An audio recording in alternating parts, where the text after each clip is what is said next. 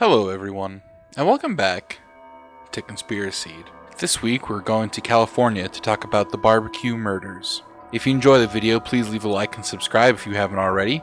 Thank you for choosing to spend some time with me today, and let's get into it. Nothing like being subscribed to Conspiraseed on YouTube. Nothing like it. Charles Riley, better known to his family and friends as Chuck, was born on May 2nd, 1955. His parents, Oscar and Joanne Riley, were a baker and a nurse's aide respectively. Chuck lived most of his life in Santa Venita, California. Chuck spent his whole life living as an obese person, weighing over 300 pounds or 140 kilograms by age 15. He dropped out of high school in his senior year and worked as a newspaper and pizza delivery man, bartender, and factory worker. He was a heavy drug user and also dealt drugs. He dealt to earn money and to gain social status and popularity. He owned several guns and was a skilled shooter. Marlene Olive was born in Virginia on January 15, 1959, to an unwed teenager. She was adopted as a newborn by a middle-aged childless couple, James and Naomi Olive, and spent her childhood in Ecuador, where James worked as a marketing executive for Tenneco and Gulf Oil. She was close with her adoptive father, but had a rocky relationship with her adoptive mother, who reportedly had alcoholism and a mental illness that was undiagnosed but thought to be schizophrenia. When Marlene was 14, her father lost his job and moved the family back to the US, settling down in California. James became a self-employed small business consultant and spent less time with his daughter as he tried to make his business successful. Marlene had a difficult time adjusting from her sheltered life in Ecuador to the unfamiliar North California teen culture. She developed a stomach ulcer that required prescription pills, and soon she began to use those pills as well as other drugs recreationally and began to socialize with other teenagers who used drugs. She also became interested in prostitution, which seemed to have stemmed from being repeatedly called a whore from her adoptive mother. The relationship between Marlene and her adoptive mother Naomi worsened after the move to the United States, and their arguments erupted into domestic violence. Over time, Marlene started to develop resentment towards her father for siding with her mother in arguments, and she suspected him of informing the police about her friend's drug activities. She shoplifted, stole her parents' credit cards, used and overdosed on drugs, ran away from home, and received stolen goods from burglaries committed by a boyfriend. She talked to several friends about wanting to kill her parents and asked some of them to help, but the friends either did not take her seriously or decided to just mind their own business. At one point, she attempted to poison her mother herself by mixing large doses of prescription drugs into her mother's food, but the drugs made the food taste bitter,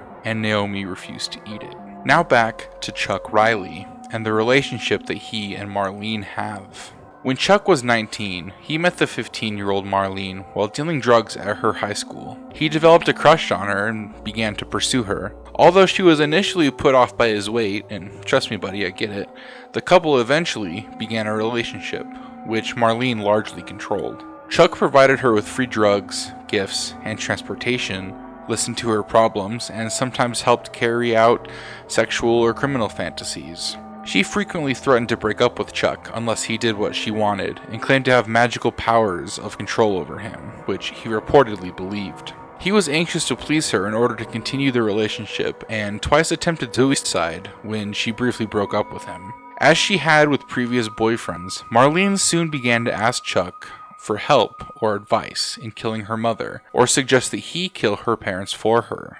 Jim and Naomi had actually initially approved of their daughter dating Chuck, finding him polite and responsible. At Marlene's suggestion, the couple carried out a prolonged shoplifting spree, stealing approximately $6,000 in merchandise from local stores over several weeks until they were caught in the act and arrested for grand larceny in March 1975. Chuck had no history of delinquency or antisocial conduct as a juvenile, and this was his first adult arrest. In May of 1975, Chuck was arrested again for possession of marijuana and sawed-off shotgun. Jim and Naomi threatened their daughter with juvenile hall, planning to send her away to school, and forbade her from seeing Chuck again. Jim Olive also told Chuck to stay away from their house, threatening to kill him if he ever returned. On Saturday, June 21st, 1975, following another argument with her mother, Marlene called Chuck and told him, quote, "Get your gun. We've got to kill the bitch today." She arranged to go out with her father, leaving her mother home alone and leaving a door unlocked that Chuck could enter through and kill her. Chuck entered the house while Naomi was sleeping, armed with a .22 revolver and high on LSD. Chuck stabbed and suffocated Naomi. While Chuck was still in the house, Jim and Marlene returned home. Jim saw his wife laying in bed covered with blood, picked up a knife and charged toward Chuck, screaming, "I'll kill you." Chuck then drew his gun and shot Jim 4 times, killing him as well.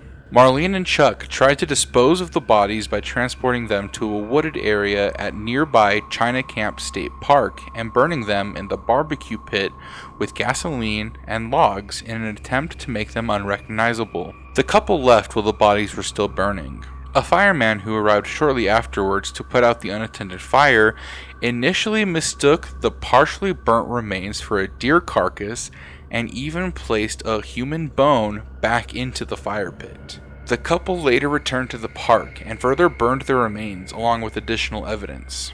With the help of a friend, the couple cleaned up the room where the killings had taken place, removing blood from the carpet, walls, and furniture. They confided in the friend who helped them clean, as well as several other friends, that they had killed the Olives, with Chuck being the one to physically carry out the killings. Chuck told his friends, quote, "We had to do it. They wouldn't let me see her." Chuck and Marlene continued to live together at the Olives house for several days, attending a concert, shopping, eating at restaurants, and paying for all of their expenses using cash, checks, and credit cards taken from Marlene's dead parents. They allegedly planned to wait for Jim and Naomi to be declared dead, collect the life insurance money, and then move to Ecuador. Which, if we're being honest, is a very bad plan, especially with the way that they're currently acting. A few days after the murders, Jim's business partner became concerned about his absence from work and contacted the police, saying that this wasn't like him. The police visited the house and spoke with Marlene. She provided various alibis for both herself and Chuck, which the police later determined were false. She also provided stories about her parents having either disappeared or died, claiming that one parent had killed the other and then disappeared with the body, or that both parents were killed by the Hells Angels. Police also noted the recently cleaned room in the otherwise disorderly house. The friend who had helped them clean then informed the police about the blood in the room and the couple's statements about killing the Olives and burning their bodies. Based on information from Marlene or her friend, police searched the China Camp barbecue pit and determined it contained fragments of burnt human remains. Chuck and Marlene were arrested.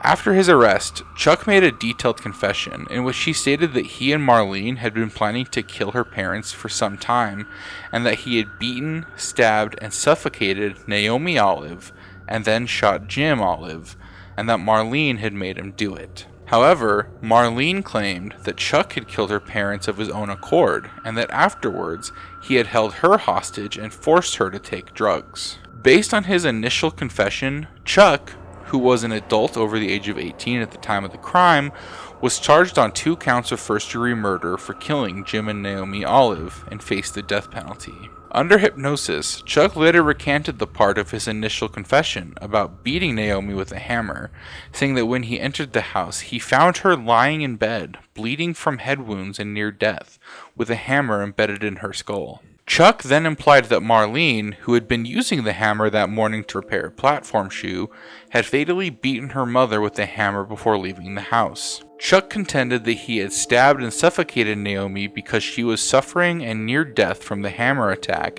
and he was trying to end her misery. He said that he initially confessed to killing Naomi in order to protect Marlene by taking the blame of her actions. Chuck did admit to shooting Jim, but said that he acted out of fear and self-defense as Jim had threatened to kill him. At his trial, Chuck testified under hypnosis about the events of the murder and that he had not beaten Naomi Olive. The jury was not convinced, however, and convicted him on both counts of first-degree murder for killing both of the victims.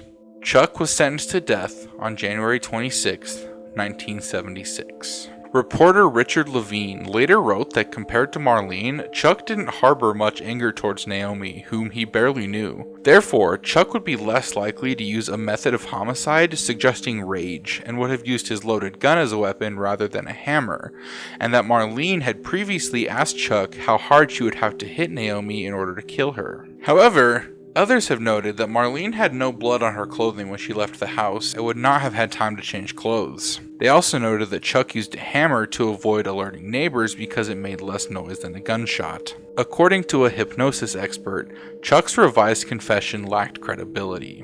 Marlene continued to say that Chuck had beaten and killed her mother in addition to shooting her father, and denied that she herself had any part in the killing of either parent. Marlene, who was a 16-year-old minor at the time of the crime, was tried as a juvenile rather than an adult, and was represented by the well-known defense attorney Terrence Hallinan. She was charged with violating Section 602 of the California State Welfare and Institutions Code, which at the time covered any crime committed by a juvenile, from petty crimes up to and including murder. The court ruled that she had violated Section 602, stating that she, quote, did encourage, instigate, aid, abet, and act as an accomplice in the homicide of her parents. In announcing his decision, Judge Charles R. Best stated, quote, the uncontroverted evidence regarding the father is that Chuck Riley killed him. As to who actually did the mother in, we'll never know. Marlene was sentenced to a term of only 4 to 6 years in confinement at the California Youth Authority at Ventura. She was to be released by her 21st birthday unless the Youth Authority determined that she had not been rehabilitated, in which case she could be kept in custody up until the age of 23. California did away with the death penalty, and Chuck's sentence was changed to 2 consecutive life sentences with the possibility of parole after only 7 years. Chuck Riley, at the age of 60, was granted parole on December 8th, 2015, released after only 40 years. A few weeks before Marlene was due to be paroled, she escaped and fled to New York, where she worked as a prostitute. She was eventually arrested and returned to California to finish her sentence, finally being released in 1980 at the age of 21. Now, I personally can't believe that they let Chuck out, or that they tried Marlene as a juvenile, especially where the statute she broke at the time was the same one for petty theft or murder. I also can't believe they didn't keep Marlene until she was 23, especially since she escaped to New York before parole. I also 100% believe that Marlene is the person who convinced Chuck to do the killings, and would have herself, but figured that she could use him and not have as much blame. Either way, that's the horrific and disgusting stories of the BBQ murder. Let me know your thoughts in the comments down below. If you enjoyed the video, please leave a like and remember to subscribe if you haven't already. Thank you for choosing to spend some time with me again today, and I'll catch you in the next one.